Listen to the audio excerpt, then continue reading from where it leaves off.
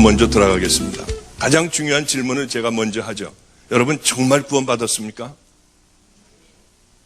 정말 여러분 구원받았다고 생각하십니까? 지금 이 자리에서 여러분들이 죽는다고 해도 나는 천국 분명히 갈 수 있다, 이런 신앙을 가진 사람들이 사실은 별로 없습니다. 흔들리지 않는 그 신앙을 가진 사람들이 우리 주위에서 찾아보면, 저는 목사이기 때문에 많은 사람들을 만나고 지금까지 수도 없는 많은 집회를 다녔습니다. 그래서 지금 제가 따져보니까 1년 한 3, 4개월 동안에 딱 한 주 쉬었습니다. 한 주 쉬고 집회를 수도 없이 다닙니다. 이제 여기 집회를 하고, 여기 월화 수요일 날 하고, 또 뉴욕에 가서 또 금, 토, 일 하고요. 바로 또 캐나다로 또 넘어가서, 캐나다에서부터 이 주일날 끝나고 바로 공항으로 가서 또 인천으로 가서 바로 또 집회를 또 시작할 정도로 수도 없이 많은 사람들을 만나봤습니다. 그런데 그 중에서 정말 구원받았다고 확신하는 사람은 별로 되지를 않았습니다. 여러분들은 정말 구원받았습니까? 구원은 절대로 행위로 이루어지지 않습니다. 예수 그리스도의 보혈 외에는 우리가 구원받을 방법이 아무것도 없습니다. 그런데 이 세상에는 믿음을 갖고 있다고 하지만 가짜 믿음과 진짜 믿음이 있는 것을 저는 많이 봤습니다. 여러분은 그러면 구원받았다고 생각하면은 구원받은 하나님의 자녀답게 여러분들 살아갑니까? 이 사람이 구원받았나 안 받았나는 대충 이제 이렇게 볼 수 있습니다. 구원받은 사람은 분명히 구원받은 사람답게 살아갑니다. 구원받지 못한 사람들은 절대로 구원받지 못한 사람답게 살아가게 되어 있습니다. 구원받은 사람이 어떻게 구원받지 못한 사람같이 살아가겠습니까? 이 많은 사람들은 구원받았다고 생각하면서 예수님께서 우리에게 말씀하신 그 말씀대로 살아가는 사람들 별로 없습니다. 이 결국에 신앙과 믿음에도 가짜와 진짜가 있다고 하는 거죠. 우리 보면은 다이아몬드 얼마나 가짜가 많습니까? 시장에 가보면 다이아몬드도 가짜 투성입니다. 왜 그러냐 하면은 그것은 굉장히 귀하기 때문이죠. 그런데 이 신앙과 믿음, 저 천국이라고 하는 것은 이런 것과는 비교할 수 없을 정도로 엄청나게 귀한 겁니다. 그러니 이것이 이 신앙과 믿음에도 가짜가 없겠냐는 거예요. 가끔 우리 아이들 얘기, 재밌는 얘기를 가끔 예화로 듭니다만은, 우리 아이들이, 저는 아파트에서 23명이 함께 살아갑니다. 그냥 버려진 아이들하고 함께 살았고요. 길거리에서 이렇게 한 푼 달라고 쫓아다니는 아이들, 도둑질하고 있는 아이들, 다 그 초등학교 어릴 때 만났던 아이들이 이제는 전부 이제 대학생들이 다 됐습니다. 이 아이들이 다 우리 집에만 신학대학생들이 지금 10명입니다. 다들 어렵고 어렸을 때 만난 아이들도 있고, 또 이제 좀 중간에 만난 아이들도 있고 한데, 초등학교, 중학교, 고등학교, 대학생들이 다 있는데, 지금은 23명이 함께 그냥 아파트에서 살면서요, 대부분 이렇게 거의 다가 어려운 아이들입니다. 그렇지는 않은 아이들이 한두 명 정도 있고, 나머지는 깊은 사연들을 다 가지고 있고, 약물 중독에 된 아이들도, 또 거지였던 아이들도, 도둑질하고 살던 아이들도 다 지금은 그때 당시에 만났던 아이들은 다 대학생들이 됐습니다. 얼마나 많은 어려움들이 있었는지요. 우리 집에는 유치원 아이가 이제 올해 이 초등학교를 들어가면서 초등학교, 중학교, 고등학교 대학생들이 다 있죠. 대학원생 아이들도, 대학원까지 간 아이들도 있습니다. 그런데 이 아이들, 우리 집에는 공부를 잘하는 아이들이 있는가 하면은 우리나라에서 0.1%에 드는 그런 귀한 아이들도 있습니다.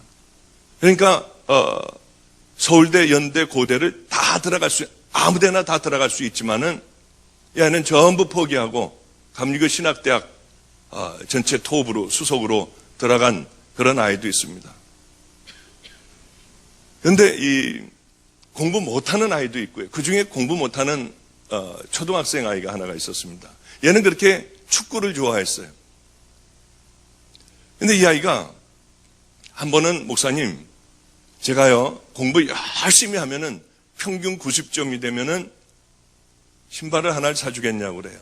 그게 무슨 어떤 신발을 말하느냐? 아디다스라고 하는 신발을 좀 사주겠냐고 해요.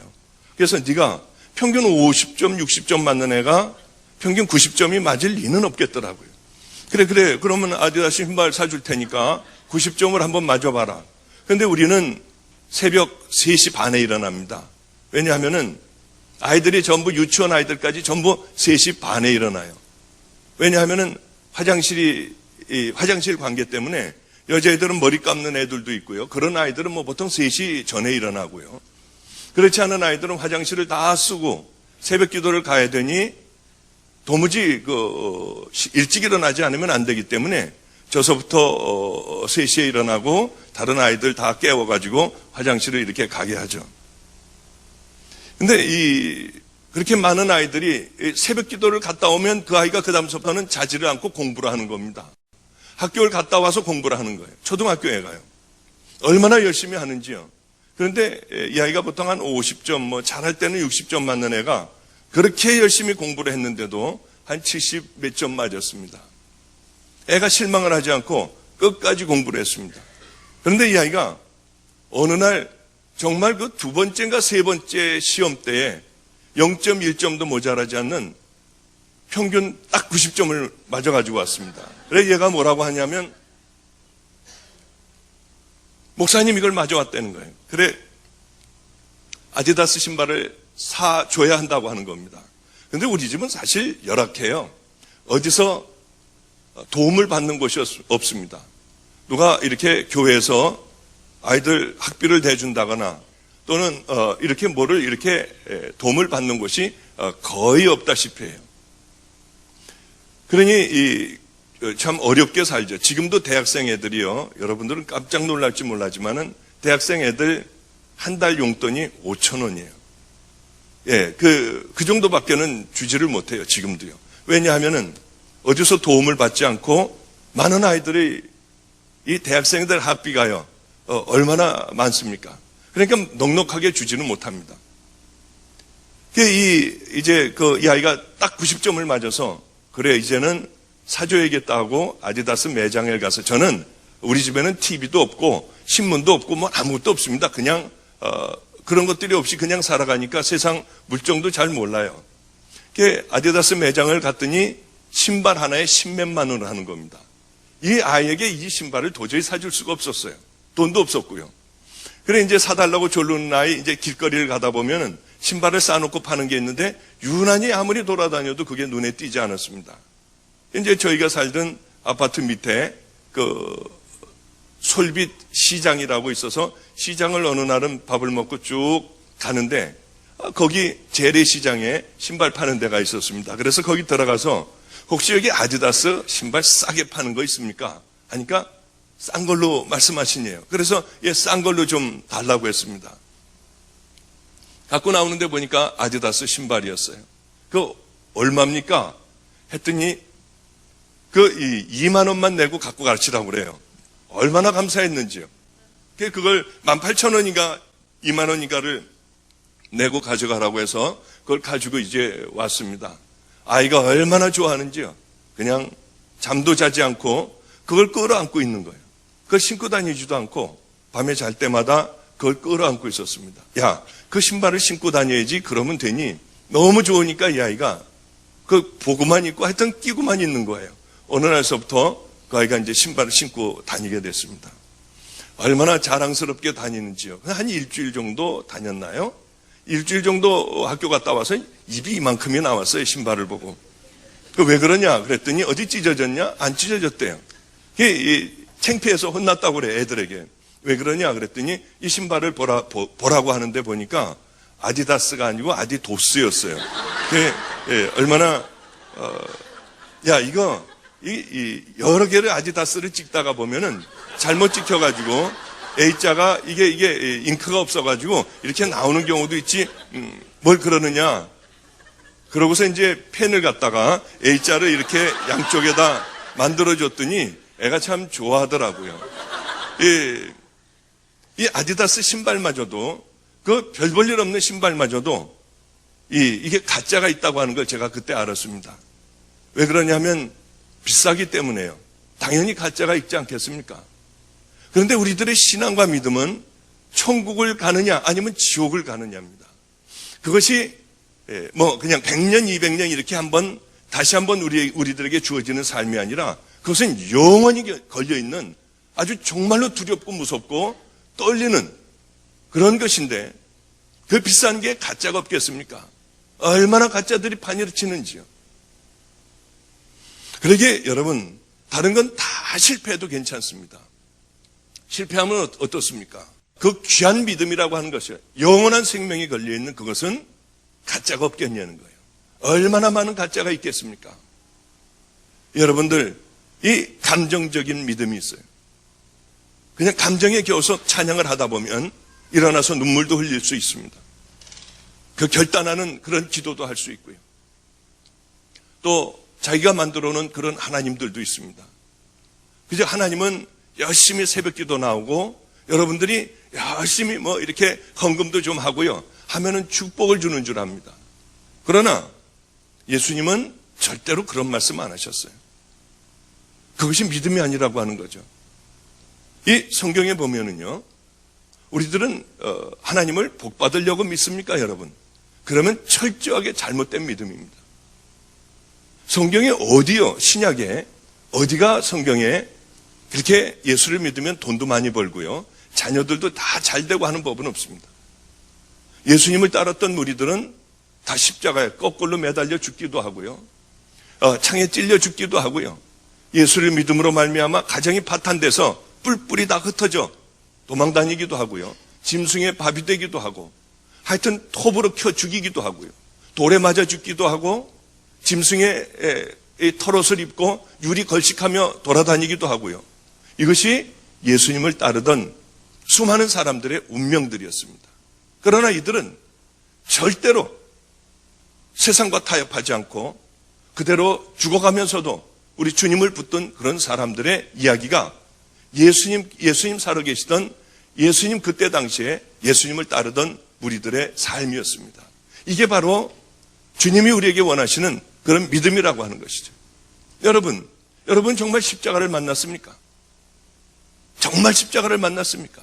십자가를 만난다고 하는 것은 십자가 예수 그리스도를 통해서 내 죄가 속죄가 되는 겁니다. 그리고 우리는 천국 자녀가 되는 거예요. 그런데 그러면은 우리들의 가치관이라고 하는 것은 다 변화되는 겁니다. 내 삶이 다 변화되고요, 가치관이 변화될 수밖에 없습니다. 그런데 요즘에 교회를 보면은 기적 같은 일들이 얼마나 많이 일어나는지 몰라요. 복음 없이도, 십자가 없이도 얼마든지 교회는 잘 커가더라고요. 그게 참 놀라웠어요. 여러분들이 십자가를 만났다고 하면은 분명히 여러분들은 거듭나야 합니다. 가치관들이 변화될 수밖에 없습니다. 아니, 만약에 십자가가 내 죄도 못 사해주고 우리들의 가치관도 변화시키지 못하고 죄와 싸워 날마다 지고 죄에 빠져 있고요, 음란과 더러움에 빠져 있으며 또 나를 견인해주는, 나를 끌어주는 그런 힘도 없다고 하면은 저 십자가는 우리가 믿을 필요가 없습니다. 십자가를 만나면, 복음이 무엇인가를 알면 우리는 거듭날 수밖에 없고 모든 가치관이 달라질 수밖에 없습니다. 만났음에도 불구하고 더러운 음란 가운데 빠져 있고요, 내가 십자가를 만났으면서도 불구하고 세상의 가치관을 따라 살아가고 이 세상에 있는 가치관이 교회로 몰려들고요, 교회가 온갖 타락에 세상 사람들의 지탄이 되고 손가락질을 받게 된다면 그게 무슨 주님을 만난 자들의 모습입니까? 주님을 만났으면 버리고 낮아지고 내가 죽어야 되는 거 아닙니까? 저는 목사의 가정에서 태어났습니다. 우리 집안은 다 목사님이에요. 남자란 남자들은 태어나면 다 목사가 되는 그런 황당한 집안입니다.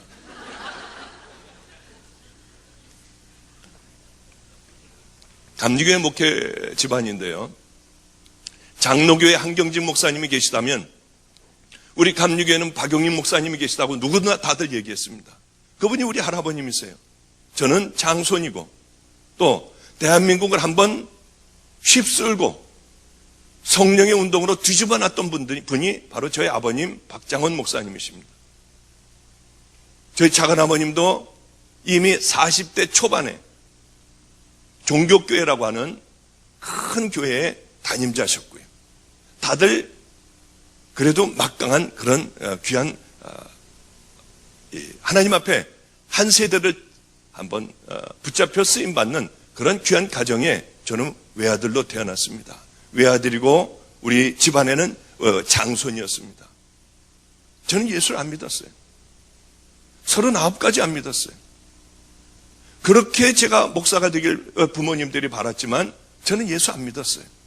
왜 안 믿었냐면 어렸을 때 우리 아버님은 제가 초등학교 4학년 때였죠. 아주 가난한 동네였어요. 인천에 그곳으로 우리 아버님은 목회를 하시기 시작을 했습니다. 그곳에서 목회하는데 처음에는 괜찮았는데 날이 가면 갈수록 교회는 싸움판이었습니다. 이거는 난리법석인 싸움판이었어요.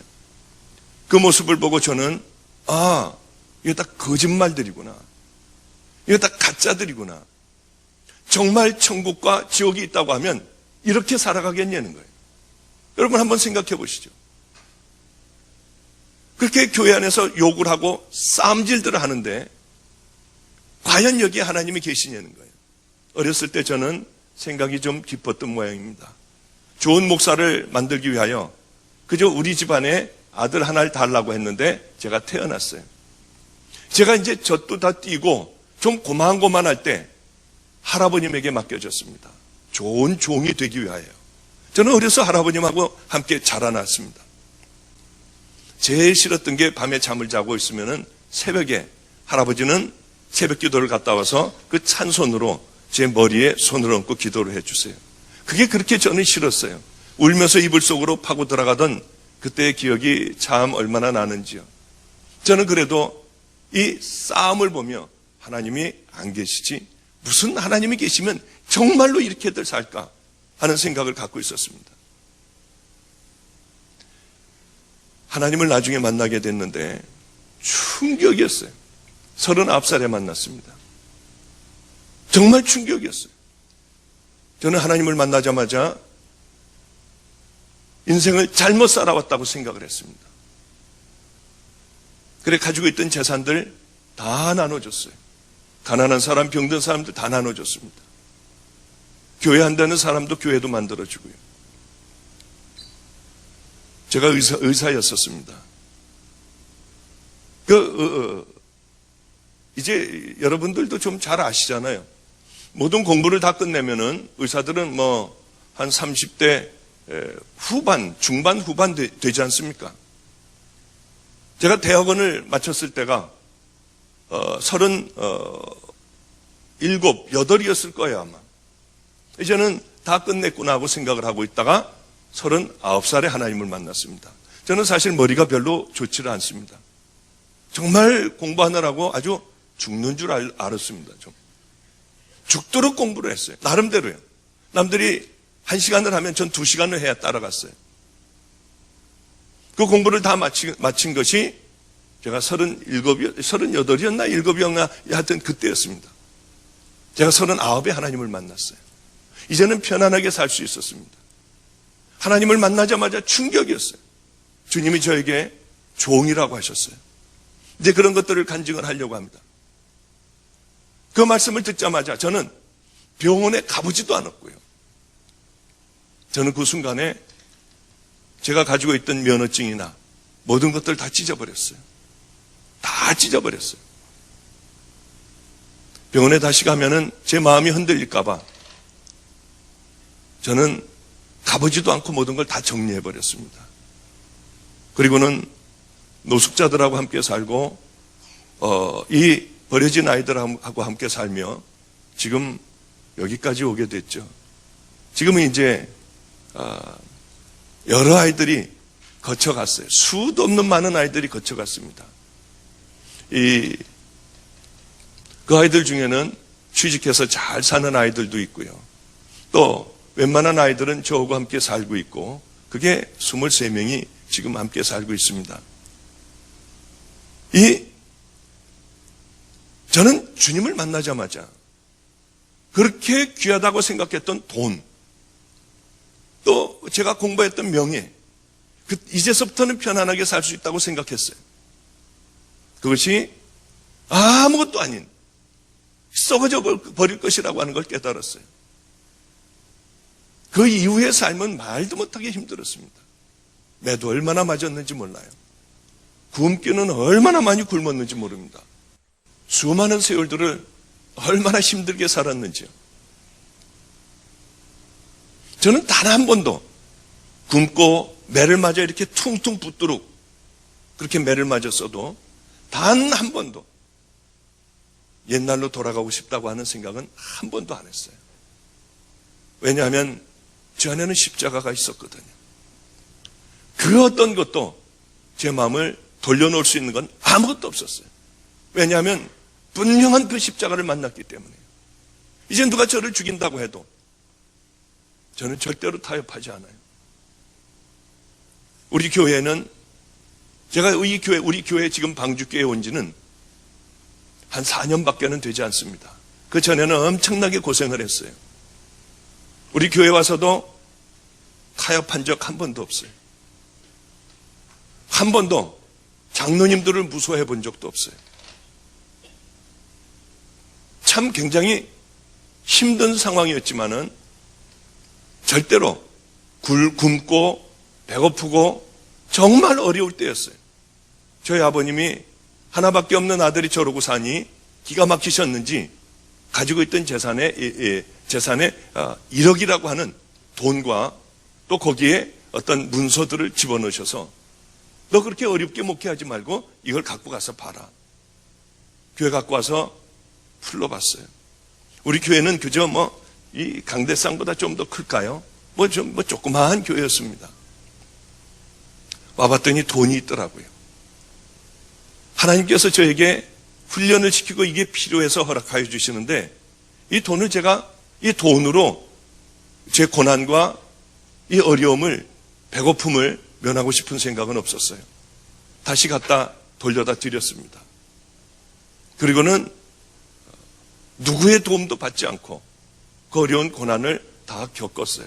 이제 그런 간증을 좀 하려고 합니다. 지금은 아이들도 귀하게 자라줬고요. 아이들도 성자의 모습으로 변해가는 것을 보고요. 하나님 앞에 얼마나 감사한지. 애들을 보면은 밤에 누구 울면서 기도를 해요. 하나님 얼마나 감사한지 몰라요. 그 중에 하나의 얘기를 하고 이제 다시 본론으로 들어가겠습니다. 제가 목회를 하며 굶고 있을 그때였습니다.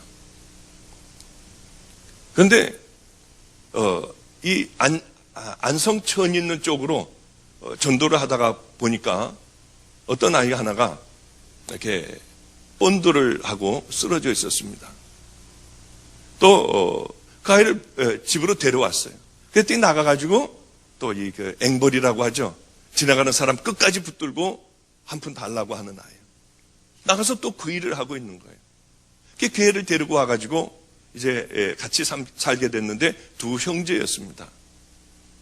네, 이 아이들은 아주 부모에 대한 증오심이 가득해요. 엄마를 만나면 죽여버리겠다고 했어요. 왜냐하면 이 아버지, 어머니, 또 두 형제 이렇게 참 행복하게 살았습니다. 그런데 장날 물건을 팔러 온 어떤 남자와 눈이 맞아서 엄마가 그만 집을 나가버렸어요. 이 아이들이 그저 4살, 5살 때 이걸 놔두고서 도망을 가버린 겁니다. 그래서 아버지는 술만 계속 매일 먹게 되고 어느 날은 노숙자가 다 집안 전체가 홈레스가 돼버렸습니다. 그래 길거리를 떠돌고 다닐 때 이 아이들을 만나게 됐고요. 그 아이들을 데리고 와서 저는 집도 없으니까 이 강대상이 제 집이고 의자 몇 개, 그저 의자 몇 개만 놓고서 이렇게 저는 개척을 했어요. 그 의자 하나에 그 아이들 집이에요, 이제 거기서 그 아이들이 자기 집인 거예요, 의자가요. 그래, 거기서 이제 함께 살게 되었죠.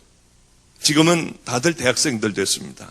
다들 감리교 신학 대학생들 되고 그렇게 잘들 크고 있죠. 이 아버지는 지금도 노숙자고 지금도 이제 안성에서 그 길거리에서 지내십니다. 그런데 수도 없는 많은 세월이 지나며 하나님을 만났음에도 불구하고 이 아이들은 부모를, 엄마를 용서를 못해요. 보면은 죽여버리겠대요. 그렇게 세월이 흐르고 바로 아마 그렇게 오래전이 아니라 아마 1년 됐나요? 안 됐나요?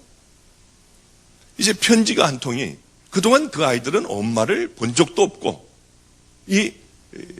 생각하지도 않았고요. 대학생들이 다 됐습니다.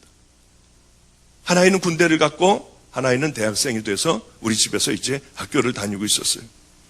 근데 이 편지 한 통이 날라왔는데 그 편지를 뜯어보니까 참 충격적인 편지가 와 있었습니다. 그 아이의 어머니가 어떻게 이 아이가 여기 사는지 편지를 했습니다. 서류를 이만큼을 보냈고요. 편지를 했는데 다른 게 아니라 미안하다는 말도 한마디도 없이 어떤 이 편지였냐면 서류에 도장을 찍어주고 너희들 학교 다닌다고 하는 그 재학증명서를 첨부해서 주고 또 너희들 지금 기거하고 있는 그곳에 주민등록 등본을 띄워서 보내고 이런 서류를 띄워 보내라는 거였어요. 걔네 엄마였습니다. 왜 그러냐 하면은 나라에서 영세민에게 주는 돈을 타기 위하여 이것이 필요하니 이걸 띄워 보내라고 하는 그 아주 딱딱한 서류와 그것만 보냈어요. 제가 그걸 보고 이거를 얘에게 주어야 되나 말아야 되나 하고 그걸 붙들고 기도를 했어요. 주님, 이걸 어떻게 해야 됩니까? 아무래도 아이들에게 맡겨야겠다 하고 애들에게 그걸 주었습니다. 보더니 가만히 그것만 보고 있는 거예요. 어떻게 하겠니? 놀랍게도 얘네들은 가서 해드려야죠. 어떻게 너 해줄 생각을 했냐? 저 십자가 만났잖아요. 저 이제 하나님의 사람 됐잖아요. 그런 얘기를 그 아이가 했습니다. 그래, 그 다음날 만나러 가는데 잠을 못 자는 거예요, 애가요. 제가 들어가서 물어봤습니다. 야, 왜 너 잠 못 자니? 잠깐 얘기를 하는데 어려서 엄마하고 떠났지만 희미한 기억에는 엄마는 스카트를 입고 나올 것 같대요. 그리고 머리는 이렇게 파마해서 이렇게 단발 정도 쭉 내려온 것 같고요. 그리고 날씬한 엄마가 생각이 난대요. 이 아이는 엄마와의 만나는 약속의 장소로 가게 됐습니다. 갔더니 혹이 많은 게 여기 하나가 붙어 있고요. 중풍이 걸려서 다리를 이렇게 끌고 말을 잘 못하고 이렇게 그런 분이 어떤 할아버지 한 분하고 나왔더랍니다. 얘가 얼마나 놀랐는지 몰랐는데요. 아름다운 엄마를 늘 꿈에 그리고 죽여버리고 싶어도 아름다운 엄마를 늘 마음의 꿈에 그리고 있었는데 이 정말 보기에도 흉한 그런 여자가 앞에 나타나서 내가 네 애미라고 하는 겁니다. 그래서 얘가 이 할아버지는 자기가 길바닥에 쓰러져 있을 때 자기를 데리고 지금까지 산 그런 할아버지래요. 그 여자라고 또 그 엄마를 데리고 또 살았던 모양이에요. 참 기가 막히더래요. 그러더니 미안하다, 용서해달라. 내가 이렇게 살기가 어려워서 연락을 안 하려고 했다가 내게 연락을 했다. 그래서 이런 얘기를 했답니다. 어머니 다 용서해요. 나 이제 대학생이 됐고 다 용서할 수 있어요. 한 가지 소원만 들어주세요. 소원이 뭐냐? 예수를 믿으셔야 돼요. 이대로 돌아가서는 안 돼요. 반드시 예수를 믿으세요. 그리고 자기 엄마를 끌어안고 울면서 기도를 해주고 돌아왔다고 하더라고요. 얼마나 감사했는지요. 이 녀석도 정말 예수를 만났구나. 얘도 정말 이제 하나님의 종의 길을 제대로 가고 있구나. 얼마나 감사했는지요. 제게 그런데 목사님 이제 열흘에 한 번은 어머니를 만나러 가야겠어요. 그리고 제가 그러면은 차비를 주면은 얘는 어머니가 좋아하는 그런 이 배지밀인가요? 뭔가 밖에는 못 잡수신대요. 그런데 어머니는 다리가 썩어가고 있었어요. 당뇨병이어서 다리가 썩어가고 눈이 안 보이기 시작을 했어요. 바로 며칠 전에 갔다 왔습니다. 갔다 와서는 이런 얘기를 하더라고요. 완전히 실명이 됐대요. 너무나 비참하대요. 들어가 보면은 방에서 썩은 내가 나는데 다리에서 고름이 그렇게 나온대요. 보면은 무서울 정도로 다리가 썩었대요. 목사님 어떻게 해야 돼요? 이 병원에서는 수술을 해도 얼마 살지 못한다고 하니 목사님 어떻게 해야 돼요? 네가 어떻게 하면 좋겠냐? 네 소원을 한번 얘기해봐라. 엄마하고 여행을 가고 싶어요. 가서 엄마에게 복음을 전하고 싶어요. 예수님을 만나게 하고 싶어요.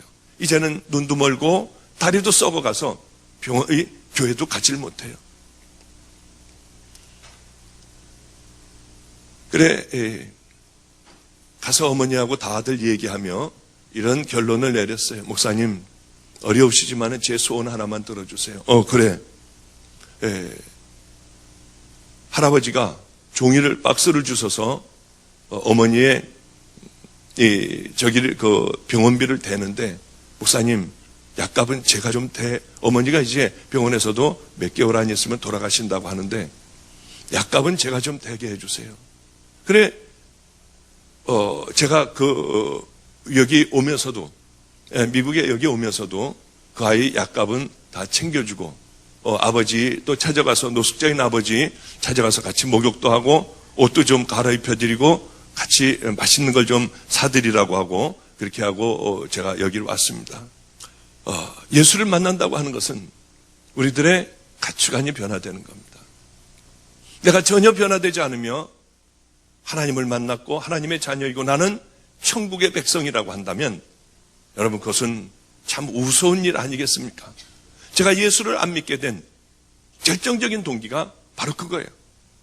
교회에서 싸움하는 그것을 보고 저는 39살까지 이것은 틀림없이 하나님이 있을 리 없다고 생각을 했어요.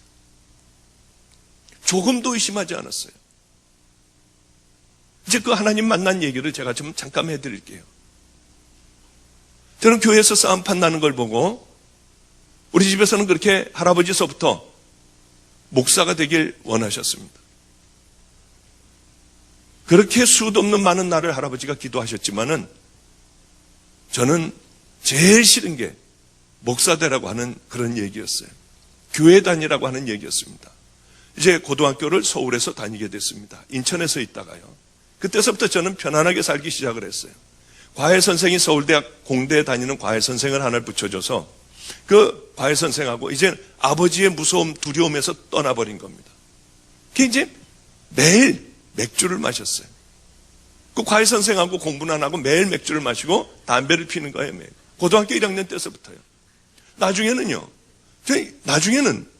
이 술을 안 먹고요. 그냥 공부를 하려고 하면요. 이 손이 바들바들 떨리는 거예요.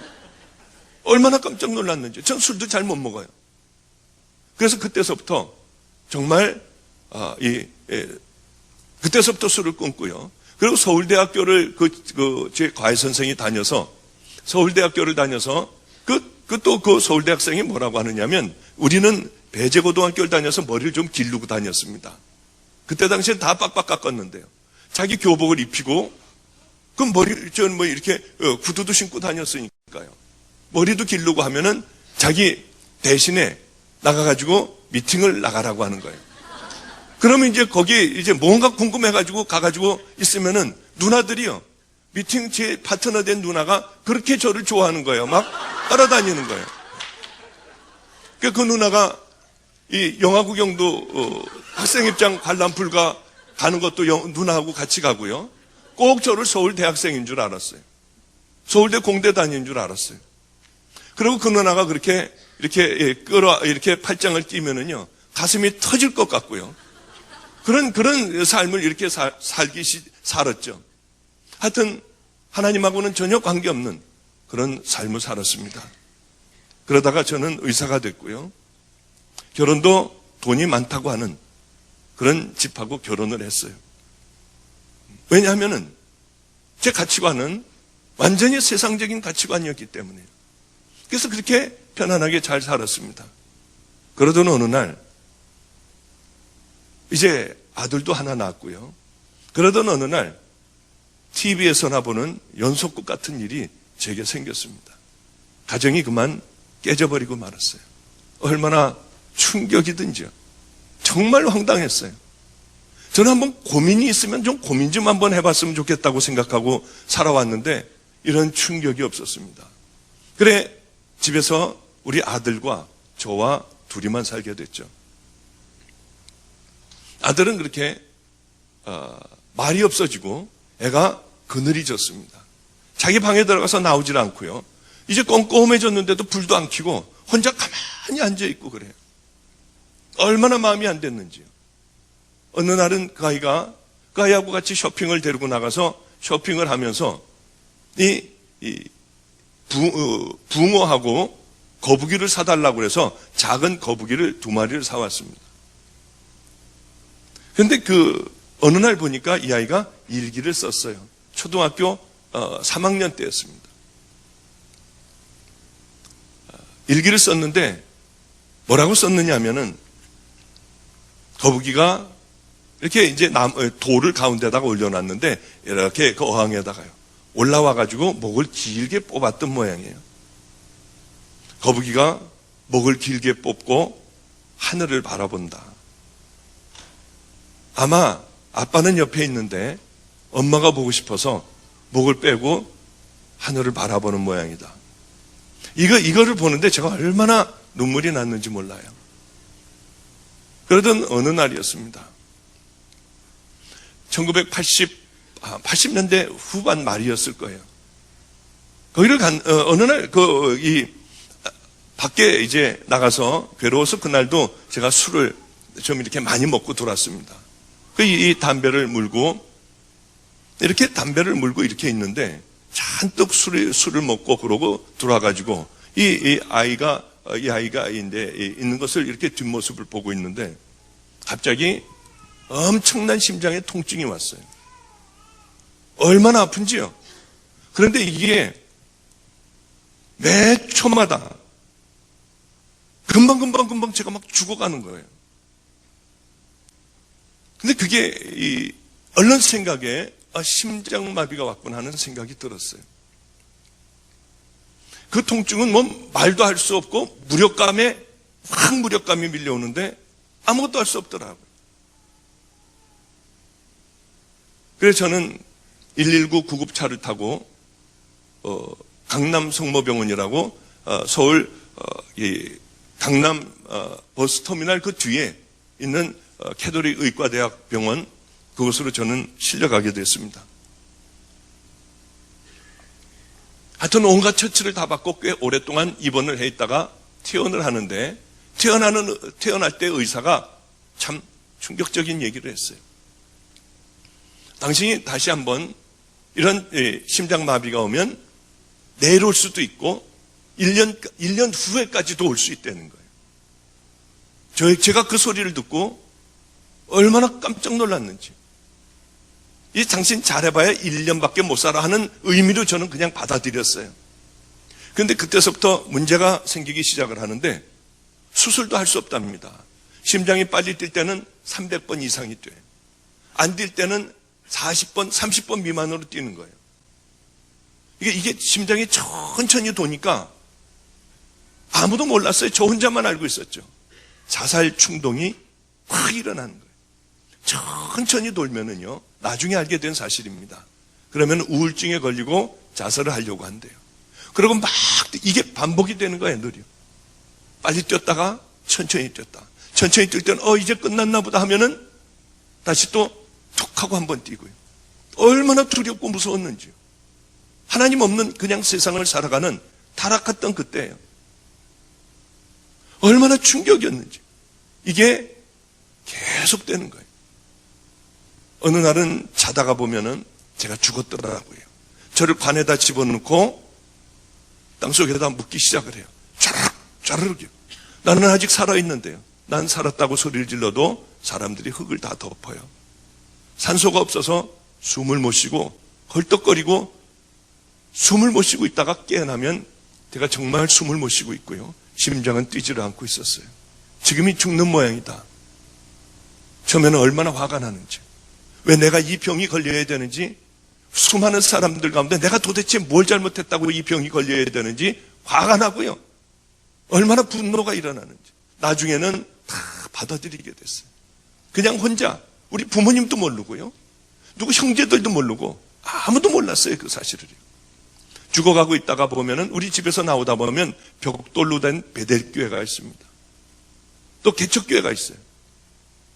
그렇게 이제는 죽었구나 하고 생각하다 보면은 저는 개척교회 가서 앉아있는 거예요. 왜 그런지 모르게 앉아있는 거예요. 그 베델교회 가서 앉아있는 거예요.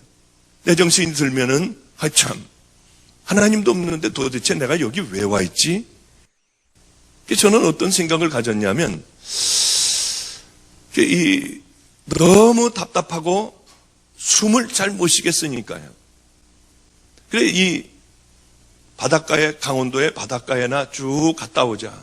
파도가 치는 거기서 숨을 깊게 들이쉬면은 이 답답한 게 아마 없어질 거야 하는 그냥 막연한 생각으로 여행을 가려고 하다가 작은아버지에게 가게 됐습니다. 그래 이제 마가의 다락방이라고 하는 인천에 있는 그곳을 올라가는 그 발걸음이 제가 주님을 만나는 발걸음이 될 줄은 꿈에도 생각하지 못하고, 여행하는 걸 포기하고 이제 내가 죽을 거니까 어른 한번 만나봐야겠다 하는 마음으로 다락방을 올라가게 됐습니다. 차를 밑에다 세워놓고 걸어서 이제 숨이 차서 걸어서 올라가는데 제 운명을 바꾼 한 만남이 있었습니다. 어느 여자분이었어요. 다리가 한쪽이 없어서 의족을 하고 있는 분이 가방을 이렇게 둘러매고 이렇게 절면서 내려왔습니다. 그분이 저를 보면서 확 웃더라고요. 저를 안대요. 어떻게 아냐고 했더니 8년 전에 이 다락방에 와서 기도를 하고 있었는데 하나님께서 자기에게 말씀을 하시더래요. 이 다락방의 원장의 아들이 내가 구별해놓은 종이니 너는 그를 만날 때까지 기도를 해라. 그러셔서 8년 동안을 기도를 했대요. 남편에게 시댁을 가지도 않고 남편에게 얼마나 두들겨 맞았는지도 모른대요. 왜냐하면 시댁에 추석이라든가 명절 때 가야 되는데 하나님께서 기도를 하라고 하셔서 그 전라도인 그 시댁에 한 번도 가지 않고 매맞아 가며 올라왔다는 거예요. 남편이 어느 경우는 묶어놨대요, 자기를. 방문을 잠궈버렸대요. 그러면은 창문을 뛰어내려 이걸 클르고 창문을 뛰어내려 8년간을 자긴 생명을 다해 기도했다는 거예요. 기도하는데 하나님께서 그러시더래요. 오늘 그 종을 만날 것이다. 그래서 아무리 기다려도 제가 오지 않더라는 거예요. 그래, 내가 잘못 들은 모양이다 하고 가방을 들고 내려오는데 주님께서 그러시더랍니다. 바로 저 종이다. 그래서 너무 반가워서 저에게 얘기를 하는데 제가 보기에는 미친 여자더라고요. 뭐 성한 여자입니까? 저는 그런 여자를 세상에서 제일 경멸하고 싫어했어요. 왜냐하면 우리 아버님이 이제 그 쌈판인 인천의 그 교회에서 우리 아버님이 이제 하나님을 만나서 부흥 강사가 돼서 돌아다니셨어요. 그럼 우리 어머님하고 우리 어머님이 제 귀를 이렇게 후벼주면서 제 초등학교 때니까요. 이렇게 귀를 후벼주든지 그러면서 그렇게 따뜻하게 해주실 때가 있었습니다. 그럴 때면은 그 교회도 이제 막 은혜가 막 시작이 된 교회예요. 막 방언하는 사람도 있고 막 난리가 난 교회가 된 거예요. 그럼 그러고 있을 때 문을 쾅쾅쾅쾅 우리 아버님은 이제 집회를 나가시고 쾅쾅쾅쾅 두들기고 어떤 여자들이 들어와요. 그럼 이 여자들이 뭐라고 그러냐면 사모님 음란마귀를 버려야 한대요. 그래서 여자들이 와가지고 막 뭐라고 하는데 저는 뭐라고 그런지도 몰랐어요. 그 음란마귀가 뭔지를 어떻게 합니까? 그 어렸을 때요. 그럼 우리 어머님은 나 그런 사람 아니라고 그러고 자꾸 내 얼굴을 보면서 아니라고 그러는 거예요. 그게 이제 우리 아버지를 향하여 음란한 마음을 품었다는 것이겠죠. 나중에 그것이 무엇인지 알고 난 다음에는 그런 사람들을 경멸을 했어요. 어떻게 저런 인간들이 있을까? 예수를 믿는다고 하며. 그래서 그런 종류의 여자들은 제가 굉장히 싫어했어요. 그런데 이 여자가 그 종류더라고요. 그래 얼마나 기가 막혔는지요. 그냥 미친 사람 취급을 하고 예 알았다고 하고 가는데 화가 났던 모양이야 아마. 8년 동안을 죽도록 위하여 기도했는데 미친 여자 취급하고 그냥 올라가니까 아마 화가 났던 모양입니다. 그냥 올라가는 저에게 뒤에다 소리를 질렀어요. 오늘 밤 12시에 성전에 가서 기도하면 하나님 만날 거래요. 아니 이런 말도 안 되는 소리가 어디가 있어요. 근데 이제 그 작은 아버지를 이제 원장실에서 만났는데 제가 밤에 잠을 못 잤거든요. 왜냐하면 늘 그런 꿈과 심장이 아프니 자다 깨고 해서 거의 잠을 못 잤습니다. 그 잠을 못 자고 있는데 작은 아버지하고 얘기하다가 제가 잠깐 거기서 의자에서 졸았어요. 이 담요를 갖다가 살짝 덮어주는 거예요. 그땐 저는 혼자였고 누가 저를 알아주는 사람도 없었고요. 다정하게 누가 그렇게 덮어주는 사람도 없었어요. 얼마나 외로웠던지요. 아무도 모르니까요. 저는 죽어야 한다는 것. 이걸 누구하고 의논할 수도 없고요. 아무에게도 얘기할 수도 없었어요. 너무 고마웠어요. 하루만 자고 가라고 해서 거기서 하루 자고 가게 됐죠. 이 저녁을 먹고 좀 날씨가 껌껌해지니까 작은아버님은 산에 올라간다고 올라가고요. 저 혼자만 덩그러니 방에 남겨져 있었습니다. 하루를 자고 가라고 그래서 이 방바닥에다 깔아준 거기서 이불도 냄새가 나고 잠을 못 자겠었어요. 근데 거기 시계가 하나가 있었는데 요즘에는 뭐 미국엔 그런 시계 있겠습니까? 저렇게 조용히 가죠. 그 시계는 9시가 되면 9번을 땡땡거리는 거예요. 9시 반이 되면 또 한 번을 땡거리는 거예요. 그러니까 잠을 잘 수가 없어요. 10시 되면 10번을 땡땡땡땡 하고요. 10시 반 되면 또 한 번 잘라고 그러면 땡 하고요. 근데 참 그 하나님께서 생각을 못하게 해주셨던지요. 일어나서 그걸 빼버리면 되거든요. 근데 머리가 나빠서 그런지 그걸 모르고 그냥 뒤척거리고만 있었어요. 저거 좀 어떻게 소리 좀 안 났으면 좋겠다고요. 그게 틀렸다. 12시 뒤에서나 잠자리에 들어야겠다. 왜? 12시 반 되면 한 번, 1시 되면 한 번, 1시 반 되면 한 번. 그러니까 이때나 좀 잠을 잘 수 있겠다고 생각을 하고 뒤척거리고 있었어요. 그래? 이제 뒤척거리다가 보니까 12시가 다 가까워왔어요. 그저 한 12시 한 5분 전 됐나요? 갑자기 그 미친 여자가 생각이 났습니다. 내일 분명히 또 올 것 같더라고요, 그 여자가. 그래, 가가지고 기도를 한번 해보고 이 여자가 내일 오면은 앞으로 그런 짓 하고 다니지 말아라. 왜 그 쓸데없이 그렇게 돌아다니느냐. 한번 야단을 좀 쳐주기도 싶고요. 그 여자를 얼굴을 보니까 범상치 않은 여자 같은데 이 여자가 진짜일까? 거짓말이 아니고 거짓말할 여자 같지는 않고요. 진짜일까? 확 웃던 그 얼굴이 생각이 나는 거예요. 그러다가 교회 장로님들을 생각하면 모든 꿈이 다 깨져버려요. 모든 꿈이. 그럴 리가 없지. 그 사람들 싸움판에서 정말 하나님이 계시다고 하면은 그렇게 교회 오래 다닌 그 사람들이 그럴 리가 있겠나? 저는 믿지를 않았어요. 싹 식어졌다가 글쎄 만에 하나 있으면 어떻게 되지? 뭐 이런 생각 왔다 갔다 하다가 저도 모르게 옷을 입고 내려가고 있었어요. 이 문을 이제 내려오면은 강대상 문이 됩니다. 그 문을 조금 열어봤더니 무서워요. 아무도 없어요. 그때가 12월 25일과 1월 1일 그 사이였던 것 같아요. 보니까 조그만 요만한 아주 초라한 크리스마스 추리 하나를 거기다 놔뒀습니다. 저기 가서 기도해볼까? 나는 기도라고는 해본 적이 없는데 뭐라고 하지? 하나님 이거 좀 정말 살아계시면 한번 고쳐주세요. 그럼 내가 믿을게요. 아멘. 그러고 와야겠다 하고 정말 크리스마스 추리 앞에서 그렇게 그냥 기도를 했어요. 하나님 정말 살아계시다고 하면 나 이거 좀 고쳐주세요. 그럼 내가 열심히 예수 믿을게요. 그리고 아멘. 더 이상 뭐 기도할 게 없어서 일어났습니다. 일어나려고 하는데 이상하게 몸이 그렇게 떨리더라고요. 이상하게 떨리고 일어나지지가 않았어요. 그래 아무리 일어나려고 발버둥을 쳐도 일어나지지가 않고 몸은 그냥 떨리고요. 입에서 뭐 튀튀튀튀 하는 뭐 이상한 소리가 나오고요. 그래 이게 도대체 뭐 제가 마음대로 몸을 가눌 수가 없었어요. 귀에서 소리가 들렸습니다. 너는 내 종이라고 하고요. 그 외에 여러 가지 얘기가 들렸어요. 한 8가지 정도가 얘기가 들렸어요. 잘은 확실하게는 생각이 나지 않지만은 그렇게 소리가 들리고 그 다음에 눈에 뭐가 보였어요. 아, 내가 이제 죽음이 가까우니까 이런 것이 들리고 환청이 들리고 또 이게 환식이 이거 보이는구나.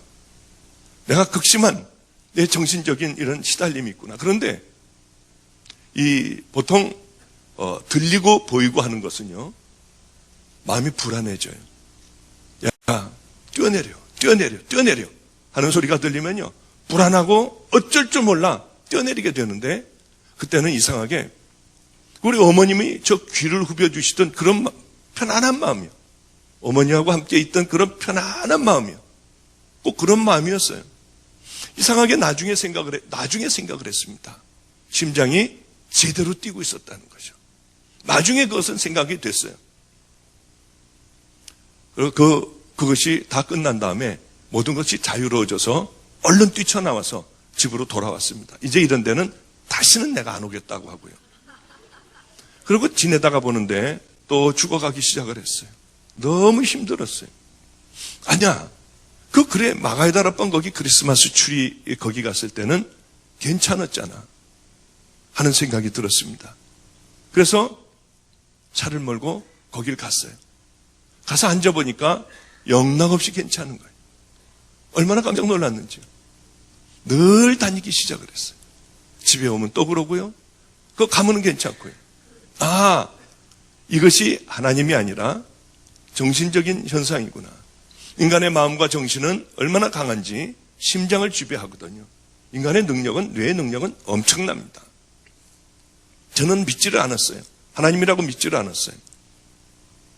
그렇게 있는데 어느 날은 새벽에 가서 저녁 늦게까지 가만히 앉아만 있는 거예요. 편안하니까요. 그렇게 다니기 시작을 하는데 어느 날 이게 정신적인 현상 같으면 병이 깊어지면 그 다음에 컨트롤이 안 되거든요. 근데 이상한 거예요. 이게 정신적인 현상 같지만은 않았습니다. 하나님에게 진짜 하나님이 하는 거냐고 이번에 물어봐야겠다고 생각하고 이제 또 힘들어서 또 가게 됐죠. 가서 이렇게 여쭤봤습니다. 이게 정말 하나님이 하시는 건가요? 하나님이 하시는 것 같으면 날 믿게 해주면은 나는 시시하게 안 살고 생명을 당신에게 드리겠다고 했어요. 날 믿게만 해달라. 시시하게 살지 않겠다고 했어요. 그런데 귀로다가 말소리가 들리는 거예요. 여기서부터는 좀 이상해집니다. 일어나라. 믿거나 말거나 이건 제가 만난 하나님이에요. 하여튼 일어나라 그래서 일어났는데 원장실로 들어가라. 들어가면 전화가 올 것이고 그 전화의 내용은 이것일 것이다. 그래서 저는 이상하게 마음에 어떤 생각이 드냐면 틀렸으면 좋겠는 거예요. 이게 왜 그런지 모르겠어요. 이게 틀렸으면 좋겠다. 그리고 이제 가다가 일부러 곧장 가지 않고 우물이 있는 대로 돌아가가지고 빨리 갔다, 천천히 갔다, 빨리 갔다, 천천히 갔다 하면서 헷갈리게 하느라고 하여튼 헷갈리게 하느라고 아니라 하여튼 이게 틀렸으면 좋겠다고 하는 생각 속에 거기 가서 딱 잡았는데요. 문고리를 잡았는데 열고 들어가면 꼭 그 전화가 올 것 같았어요. 이상한 그런 마음이 들었어요. 그래 가만히 기다렸어요. 그러다가 아무 생각이 안 날 때 열고 들어갔는데 발을 딛자마자 전화가 왔어요. 전화는 그 내용이었습니다. 근데 그거 가지고 어떻게 하나님인 걸 어떻게 알아요? 말도 안 되잖아요. 이건 얼마든지 일어날 수 있잖아요. 저는 와서 하나님 그런 거 말고요. 하나님만 하실 수 있는 걸 보여달라고 했어요. 그러면은 그 다음에도 황당하게요. 좀 이상한 얘기를 해도 지금서부터는 그게 이제 거기서 브레이크를 밟아라. 그게 생각을 하고 거기서 브레이크를 밟아요. 여지없이 앞에서 사고가 났어요. 저는 근데 제 눈앞에서 사고 나는 것도 많이 봤고 이 응급실에서 사고 나서 머리가 일로 깔고 지나간 사람도 봤고요. 뭐 별걸 다 봤어요. 그런데 그게 어떻게 하나님이라고 그래요? 하나님 이런 거 말고요. 하나님 또 그런 거 말고 이건 10만 분의 1 일어날 수 있잖아요. 이건 100만 분의 1 일어날 수 있잖아요. 하나님만 하실 수 있는 것. 제가 흔들리지 않고 주님을 위하여 생명을 던질 수 있는 것, 제 모든 것들을 걸 수 있는 그걸 보여달라고 했어요. 예를 들어서 밤에 이제 껌껌한 밤에요. 야, 그래, 그러냐? 내가 그럼 보여줄게. 한번 나와봐. 한번 나오면 하늘에서부터 막 불기둥이 막 이 밑에까지, 저 있는 데까지 내려오고요. 근처에도 못 갈 뜨끈뜨끈한 불기둥에 이 뭡니까? 천사들이요. 막 바닥바닥거리고 막 다니고 이런 것들을 저는 원했는데 그것이 아니었어요. 이 세상에서 일어날 수 있는 그런 일들만 늘 일어나는 거예요. 그런데 지금 같으면은 기적도요. 그런 기적은 없었어요. 저는 그런데 그것 말고 대단한 걸 보여달라고 했어요. 하나님은 더 이상은 보여주지 않으셨습니다. 늘 일어날 수 있는 그런 기적이 제 앞에서 일어났어요. 그걸 얘기를 하면은 여러분들이 또 더 이상하게 생각할까봐 더 이상은 이제 거기까지만 하고요. 어느 날, 그런데도 이제 더 이상은 하나님께서 제게 기적을 보여주지 않으셨습니다. 어느 날이었어요. 정말 이제는 끝났구나 생각을 했습니다. 거기까지 난 살아서 갈 수 있을까? 그런데 그곳으로 거기까지 저는 겨우 도착을 했어요. 이제는 됐구나 하고 와서 그 크리스마스 추리 있는 데 가서 엎어졌어요. 저는 괜찮을 줄 알았어요.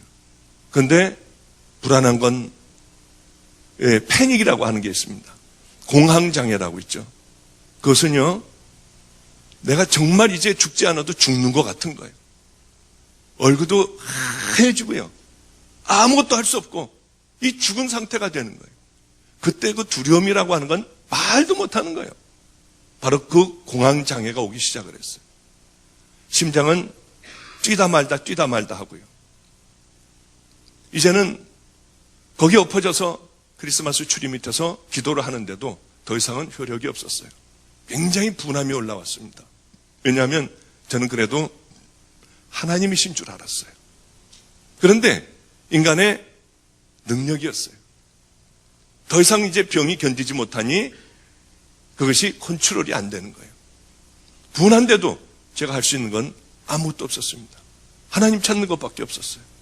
그런 분한 마음이 있으면서도 하나님 나 좀 어떻게 해주세요. 어떻게 해주세요. 뭐 그것밖에는 더 안 와요. 이제 막 죽어가는데요. 그런데 맞은편 짝에서 어떤 여자가 쟁반에다가 뭐를 들고 왔습니다. 그러니까 이렇게 엎드려서 이렇게 있는데 눈으로 보니까 보이는 게 아니라 이 엎드려서 있는데 그거 이제 환상으로 보이는 거예요. 그 여자가 그걸 갖고 와서 저를 가만히 이렇게 뉘었습니다. 뉘우고 이 가슴을 열었어요. 이렇게 한참을 뭘 하더니 이렇게 다 옷을 다 입히고 일어나서 가운을 이렇게 세웠어요. 거기에 준비한 가운을 까만 가운을 입히고 여기 십자가 목걸이를 걸어주고 이렇게 손을 하고 왔던 대로 다시 비스듬히 하고 가버렸어요. 그게 전부였습니다. 충격적인 일이 일어났어요. 예전에 크리스마스 추리 밑에서 기도할 때는 그냥 가만히 있을 때는 마음이 편안하고 그리고 심장이 재박동을 띄고요. 쭉 다운되는 그런 느낌이었어요. 그런데 이제는 반대로 뭐가 이렇게 여기서부터 북받쳐 올라오더라고요. 누가 건드리면은 그냥 소리내서 막 울고 싶은, 뭐라고 표현은 못하지만은요, 목이 메이고 뭐가 꼭 폭발하고 울어버리고 싶은, 누가 한 번만 툭 치면은 막 소리내서 울 것 같은 그런 기분이고, 뭐가 이렇게 막 기쁨 같은 게 막 올라왔어요. 밖에 나가도 괜찮을 것 같았습니다. 그래서 하여튼 울면서 밖으로 나갔어요. 밖으로 나가서 지금도 이제 그 고압선이 흐르는 그 산꼭대기까지 올라가기 지금도 힘듭니다. 거기를 막 뛰어 올라갔어요. 올라가 보니 숨은 찼지만은 심장은 아주 힘차게 재박동을 하고 있었습니다. 얼마나 충격이었는지 막 울었어요. 뛰어내려오는데 눈들이 이렇게 희끗희끗 있어서 발 잘못 디뎌서 거기서 막 굴렀어요. 굴르면서도 막 좋아서요. 감사합니다, 감사합니다 하고 내려오고, 넘어지면서도 막 감사합니다 하면서 내려왔어요. 저 밑에 동네까지 갔다 오려면 힘듭니다. 거기까지 뛰어갔다 왔어요. 그리고 이제 그 밑에 동네까지 갔다 오면 저 성전, 저 뒤가 되는 거예요. 숨을 헐떡거리고 거기서 숨을 헐떡거리고 이제 숨을 진정하고 다시 크리스마스 추리로 들어가려고 하는데 이제는 귀로다가 들리는 게 아니라 제 마음으로 큰 소리가 들렸어요. 왜냐하면 이제는 아마 그때 제가 북받치는 막 그런 것이 있었을 때 성령님이 내게 오셨던 모양이에요. 저는 확실하게 모르지만 이제 성령님이 구태여 안에서 밖으로 나와서 귀에다 대고 얘기할 필요가 없잖아요. 그냥 안에서 말씀하시면 되잖아요. 그 말씀이 제 마음속에 들어오기 시작을 했어요. 분명한 음성이었어요. 내 종아, 내가 너를 다 보여줬다. 기적을 다 보여줬고 내가 너의 하나님임을 나타냈다. 너는 믿지를 않았다. 자, 이제 내가 마지막으로 네가 가지고 있는 의학적인 지식이 있잖니. 전체 병에 대해서 얼마나 찾아봤겠어요. 어디는 안 가봤겠어요. 네가 알고 있는 내 의학적인 지식, 네가 믿고 있고 네가 공부한 의학적인 지식으로 내가 이제 내게 들어갔다. 이제 믿느니? 이제 믿느냐? 얼마나 울었겠어요, 제가. 얼마나 울었겠어요. 여태까지 내게 오신 그 모든 게 다 하나님이셨더라고요. 왜 나 같은 걸 안 죽여버리셨는지요? 왜 나 같은 걸 그대로, 이 더러운 걸 그대로 보고 있었는지, 얼마나 충격이었는지. 저는 정말로 없는 줄 알았어요. 전 정말로 이 세상에 하나님이 없는 줄 알았어요. 그냥들 교회 다니고 무리져서 다니고 그냥 그렇게 하다가 성질나면 싸우고요. 마음대로 할 것 하고요. 하고 싶은 말 다 하고요. 저는 그런 줄 알았어요. 우리 아버지도 가짜인 줄 알았어요. 우리 할아버지도 가짜인 줄 알고 왜 저런 인생을 살까? 저는 잘 살았습니다. 우리 아버지를 봐도